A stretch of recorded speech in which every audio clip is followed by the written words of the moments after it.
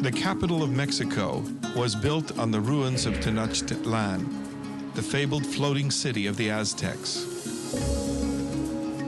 The central plaza, or Zocalo, was originally built in the center of a large lake. Canals served where streets run today.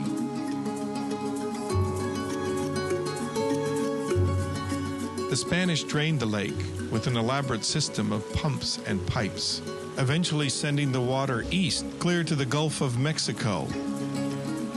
Over the next 4 centuries, Mexico has been forced to expand this pumping operation to keep the city dry. Vestiges of the Aztec waterway still exist in the southern end of Mexico City. The floating gardens of Xochimilco have been designated a World Heritage Site. Here, farmers still cultivate crops on floating islands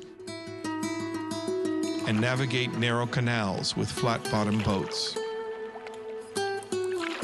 These land parcels are called chinapas. They are kept in place by a system of roots and trees planted along their borders. These are working farms. A mild climate allows farmers to grow all manner of flowers and vegetables. They have abundant yields from these fertile lands, allowing 3 to 5 plantings per year. Historians tell us that the Aztecs sustained a population of 1 million people in the Valley of Mexico from an extensive system of hydro-cultivation.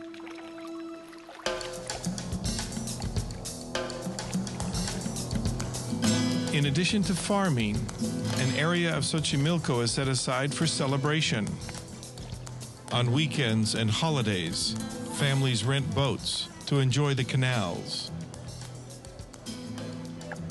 Vendors bring food, flowers, and music onto the water. The festive sound of mariachi is everywhere.